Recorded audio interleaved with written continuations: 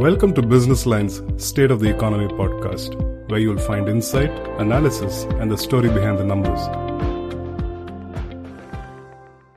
Hello and welcome to the Hindu Business Line State of the Economy podcast. I'm Nivedita V. We ended August with some really good news. India's economy put up a really good performance. The GDP grew by 7.8% in the April-June quarter of FY 23-24. Earlier in July, we received some other piece of good news where around 415 million people were pulled out of poverty, and we completed this feat in just 15 years.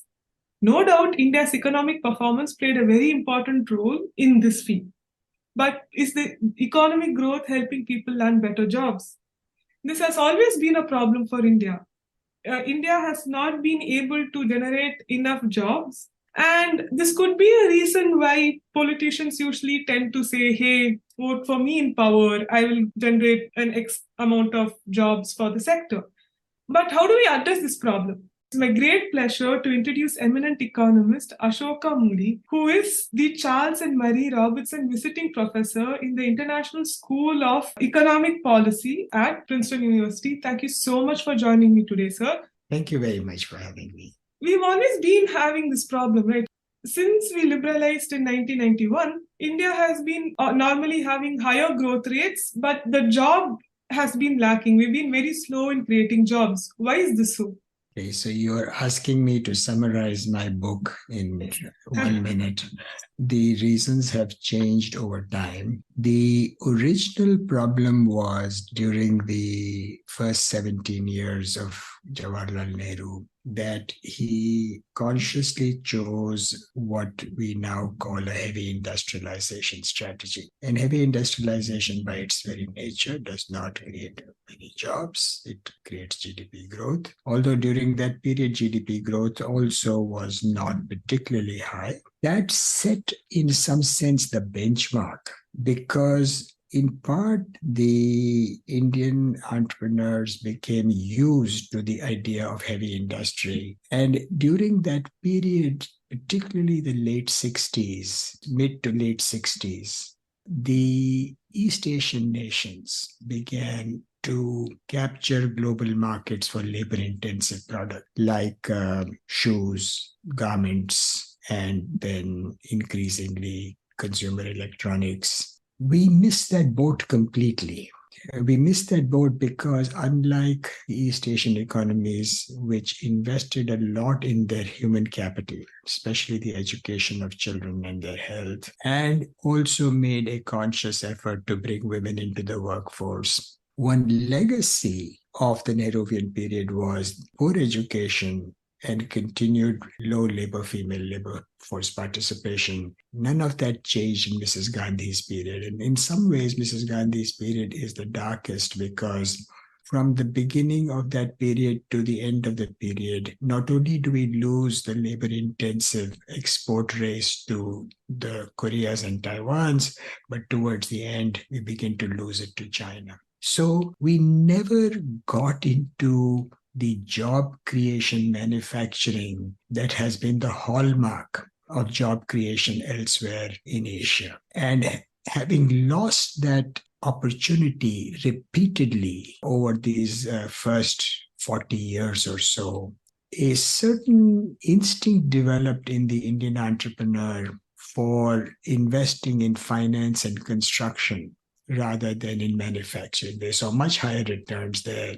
Created all kinds of complaints. Well, there are regulations, this, that, and the other. But there was never a real concerted effort on the part of Indian entrepreneurship to go that route. For that reason, we continue to languish. That we have never overcome that handicap and the bias towards either heavy industry like petrochemicals. Now they're talking about semiconductors. We take semiconductors. There's so much hullabaloo about semiconductors. But ask yourself, how many jobs does it create? I, at one point, was one of the international experts in semiconductor manufacturing in the mid-80s. And even at that time, we used to call semiconductor manufacturing lights out manufacturing. What does the phrase lights out mean? It means you can start the factory, you can turn the lights off and leave, and the factory will keep running because it does not need a lot of people. So much excitement about semiconductors. We give billions of dollars of subsidies for semiconductor manufacturing, but it's sort of a modern form of Nehruvian heavy industry. You can call it any other name, but it is exactly that strategy. We don't like to do things which require employment. So what are the sectors should we focus on then? Because things like, say, textile, it requires a good bunch of investment, but we also have to keep costs low because people like countries like Bangladesh or China, they've already done very well in the sector. And to compete with them, even though we have a good big textile industry here in India, we are not able to play with them and to compete with them, right? So what sector should we focus on? What sectors are labor intensive, which still makes us competent to compete with the rest of the world? As an economist, I don't like the concept of choosers. The idea of choosing sectors means we know which sector. No one a priori, no one before the fact knows which sector is going to do well. That the task is to create the necessary basis for labor-intensive manufacturing. And as I've already hinted, if you look at the examples, Korea, Taiwan, China, more recently Vietnam, and even in a modest way, Bangladesh, what have they done right? They have not chosen sectors. What they have done is they've educated their people. They have created the conditions for women to come into the workforce. And it is those conditions that are important. And creating those conditions then allows a business person to decide, okay, today the XYZ is looking good.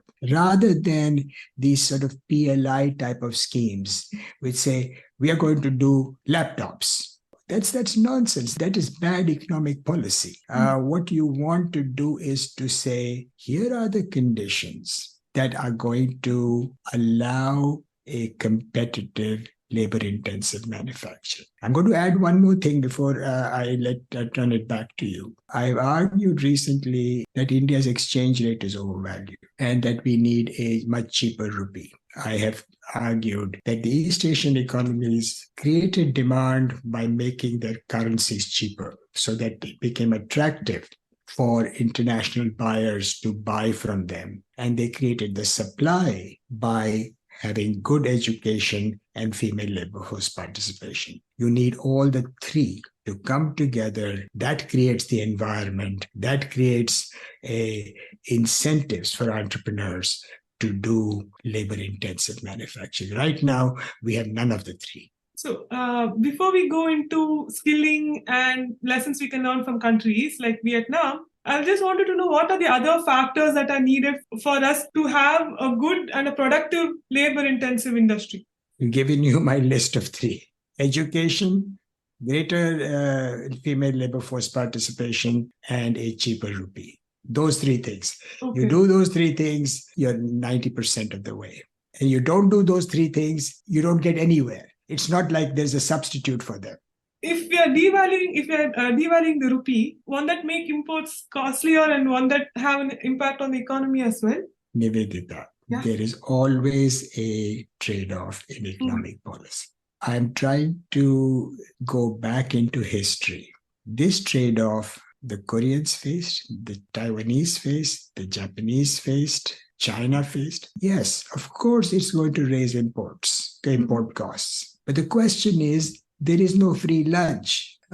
So the bottom line is that, yes, of course, this will happen, that there will be some inflationary tendencies, but you also create jobs. It is this trade-off you have to encounter. And the evidence, I'm going to repeat one more time, is that in the net, there's no question in my mind, is that especially for India at this time, because remember, India is an uncompetitive economy. And we know that because they're trying to give subsidies. Why are we giving subsidies? Because we believe we are uncompetitive.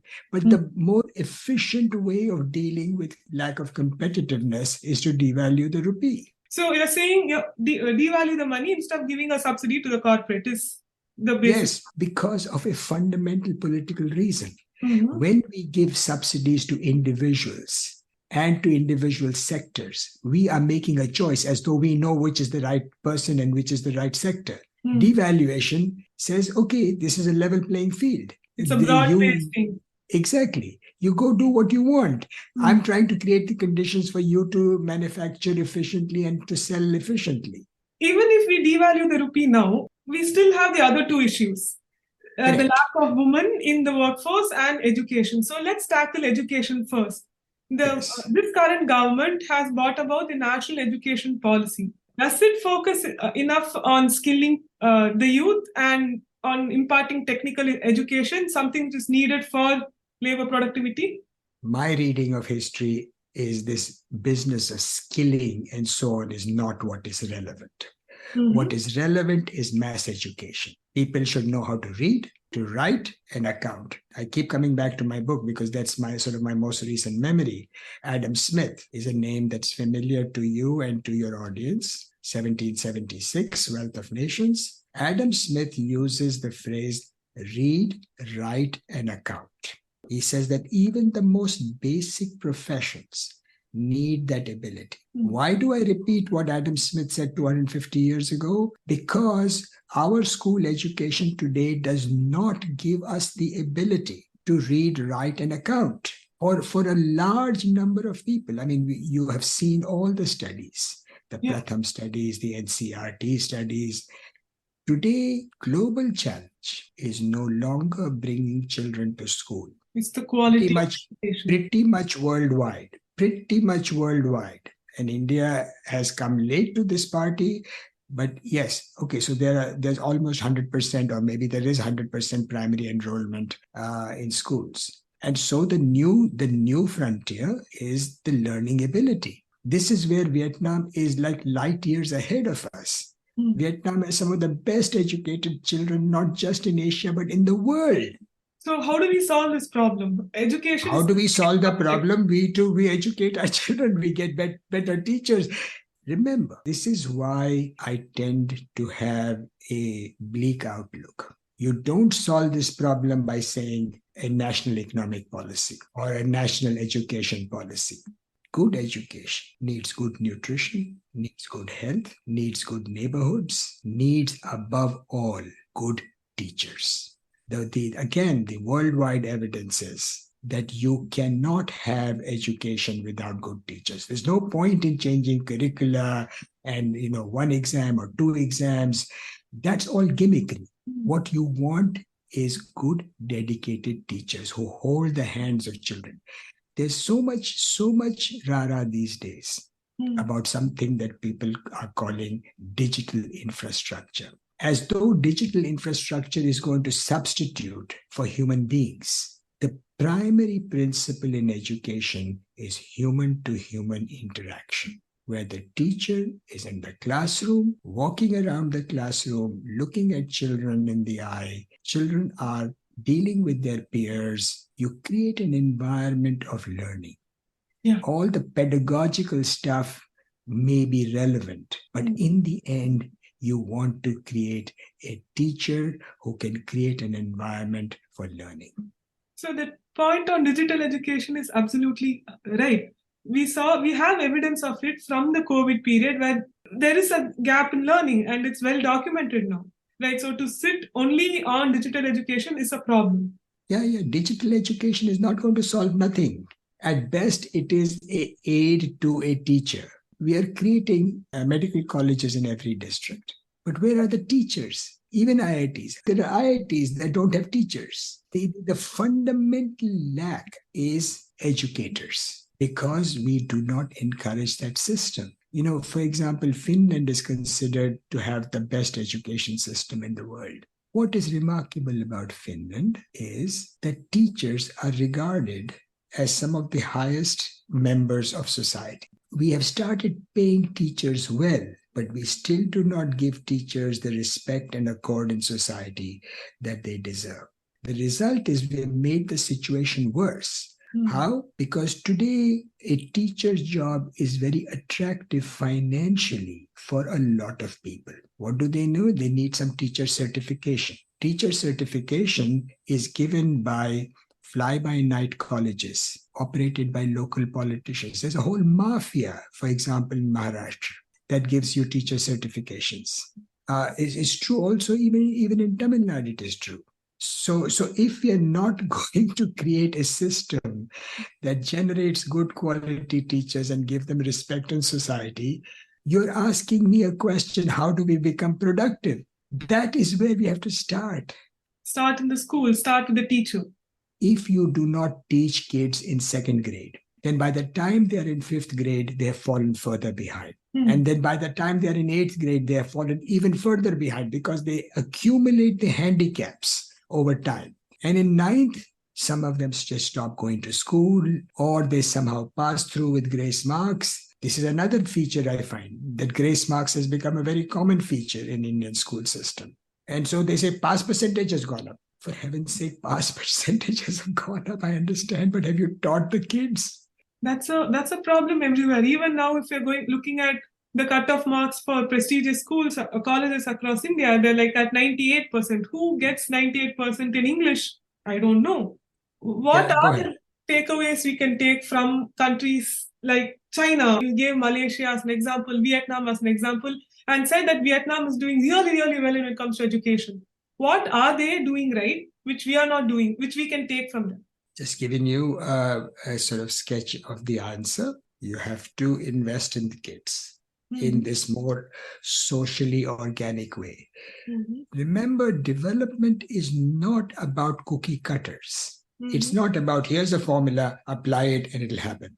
It is a process of creating the social norms and accountability. Social norms will say, we value education, we value good health. It's not that education and health are secondary. Oh, we also do education and also do health, but basically we are spending all our money on flyovers because that's where the money is. So I was in Delhi recently, and I read one day that Kejriwal is creating something called model schools.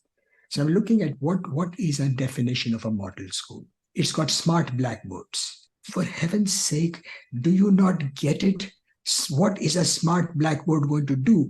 Where in the list of a model school is teacher? The priorities are all wrong. You know, in my book, I use the phrase doctrine of salvation by bricks. You create bricks. Now you create digital bricks. And you say that you're going to solve problems. I'm not saying this is easy, okay? Don't get me wrong. I'm not saying I have a cookie cutter solution. One of the complaints even my friends have is, Ashok, you don't tell us what to do. I cannot tell you what to do other than to tell you where to look. Because if there was a cookie cutter solution, everyone in the world would have found it. Let's talk about the other problem, the lack of women in the workforce. It's been a problem since the Nehruvian era. It became worse over time. So why are women not coming to the workforce as much as they should? We know from records that more women are getting educated today than ever before. Why are they not coming to the workforce then? So let's separate the rural and urban, okay? In the rural agriculture, sometime, post-Green Revolution, the increased mechanization of agriculture had a very odd consequence, which was that although the mechanization is not directly applied to weeding, but mechanization reduces the need for weeding.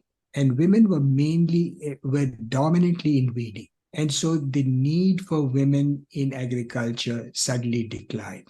That was one reason. In urban areas, my understanding is that there is still a pervasive sense of violence that women face. It may not be every day, but for example, I was listening to a debate that Shashi Tharoor and Jayant Sinha were having, and they were talking about all kinds of very glamorous things. And one woman stands up and she says, when I travel to work, I feel like I'm in a war zone. Now, I don't know if this is representative. Some women say in urban areas that things have become slightly better. But in general, my sense is that women, when they step out into open public spaces, there is still a sense of fear. So the lack of opportunities, the sense of violence, and overarching patriarchal norms, that combination again creates this perpetuation of low female labor force participation. You ask a very direct question, and I appreciate it, but the answer is not straightforward. Again, there is no cookie cutter over here. So on both education, health, on the one side, which I call human development, on female labor force participation, no, the reason for pessimism is that there are no simple solutions to this. This is a creation of overall social norms and accountability. I keep emphasizing social norms because the importance of norms where people believe that the others are acting in good faith, and therefore it makes sense for me to also act in good faith. It might sound a very sort of abstract and even romantic thing to say, unless there is a sense we are in it together, rather than this radical individualism that creates a sense of fragmentation in society. And that is a severe problem in the provision of public goods. When we talk about gig economy, people tend to talk about gig economy like it's the answer to all of our solutions. But recently there was a report which said that gig workers' earnings are falling. In the report, I think there were all people who are working as delivery partners for various startups. So how can we address this problem? So if gig economy is going to become more and more relevant and prevalent in India, how can we ensure that these workers get paid well?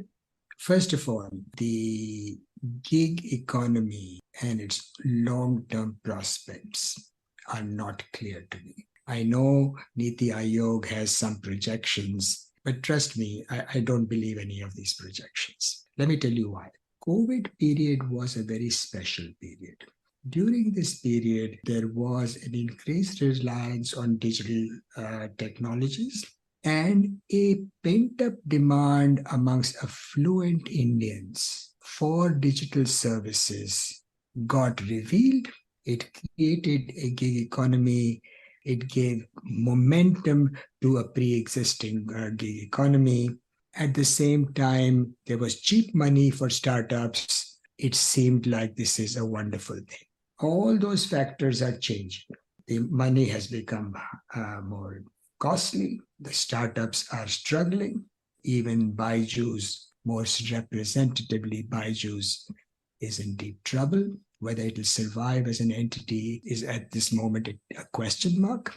And most importantly, when we look at gig economy and say, if I ask you the question, how many people order, say, once or twice a month from Zomato and Swiggy? It's very little.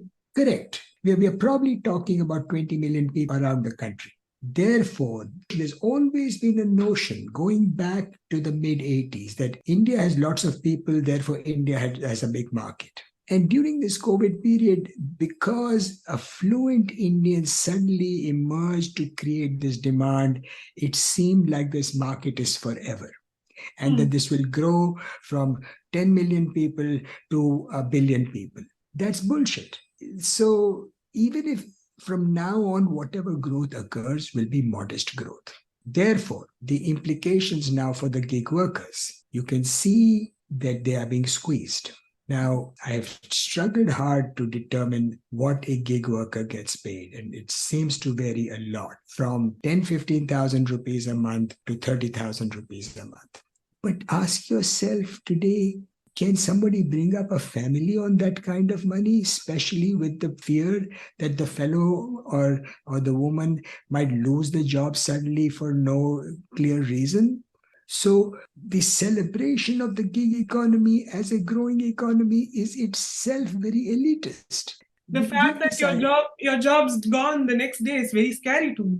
Yes. So we are creating a new kind of worker where we are burdening that worker with all the risks, paying them a pittance. There is a question mark over the whole model. So I looked at the Rajasthan bill, which is supposed to do XYZ. great on intentions, poor on specifics. Now, it is customary in India to say, at least they have started. Fair enough. Let's see where it goes. I am very worried that this reliance on the gig economy somehow will absolve us of the need to create proper manufacturing jobs and say, well, no, we are creating these jobs, so we are fine. Don't worry about it. Yeah, absolutely. Most worrying part about the gig economy for me is a low-skilled laborer will end up being low-skilled laborer for a very long time, and everybody is supposed to just be okay with it because he's having some sort of employment. That's a very, very good way of putting it. I consider a job a good job if there is some prospect that the children of the worker have reasonable prospect of being better off than their parents. That's a good job. I cannot see how a gig worker can promise that to his or her children. Let's move on to another possible sad note, the role of automation. When automation originally came, people were worried that it's going to come after manufacturing jobs. But now we're seeing that it's slowly coming after white-collar jobs as well. How do you see automation playing out? Yeah, no, it's a very serious problem. You see, even this artificial intelligence stuff, it'll go after the very service workers that we are actually in a better position. People like who are, executive assistants or accountants or law clerks. The somewhat more skilled service jobs are now under threat. So we have reached a point in our own historical evolution where we have gone down a certain path and reached it at a point where automation, both in manufacturing and increasingly in services, is threatening the very premise. No, I'm not saying this is imminent. I think that we still have a window of about 10 years before it poses a serious threat. Therefore, this is not very amongst the top worries in my mind. Nevertheless, I think it deserves to be a worry, and it deserves to be a worry now tied back to the education issue we were talking about. Because what is the answer to it? It means better education so that the worker is now in more abstract, more creative jobs which cannot be easily automated. This is not an Indian problem. This is a global problem. But given the size of the employment needs that we have, for us, it becomes a very serious problem. So to end this podcast on a little bit of a happy note, is the solution more in the political aspect of our life than the economic aspect of our life? Is that what we're supposed to concentrate on? All our solutions are in politics. Our solutions are in politics and in social norms and public accountability. What I will say though is, so first of all, it's clear it's there, and it's not in tinkering with specific, inflation. You can do inflation targeting better, or you can do better expenditure management, or you can do better education policy. No, it's not there. I mean, we have some of the best environmental laws in the world, but we are doing rampant damage to the environment. The point is that we need to create a culture in which we respect our own laws. As long as we don't do that, it doesn't matter what the policy is. Way to get there has to be a more decentralized form of governance. The rulers and the ruled are in closer proximity to each other, can hold each other more accountable, where there is a sense that we are in part of a community, where the civic consciousness becomes part of an institutional framework. The only place I can see glimpses of this is in Kerala. It's not perfect. It's got its own problems, but it has still got a structure of decentralized governance where there is voice for the people. It is that accountability that has to come into the system. Because right now, for example, one example I give often is there is a landfill. There are 3 landfills outside Delhi: Ghazipur, Okla, and Balsawa. Those landfills have existed for the last 30 years. And every 2 years, some bright politician will say, I know how to solve the problem. And the problem never gets solved because it's no one's incentive to solve the problem. You have to create a political system within which there is greater accountability imposed on those who are responsible for our lives. To end the podcast, maybe it's not minimum governance or maximum governance that we need. What we actually need is an awakened governance model. Thank you so much, sir, for joining us today.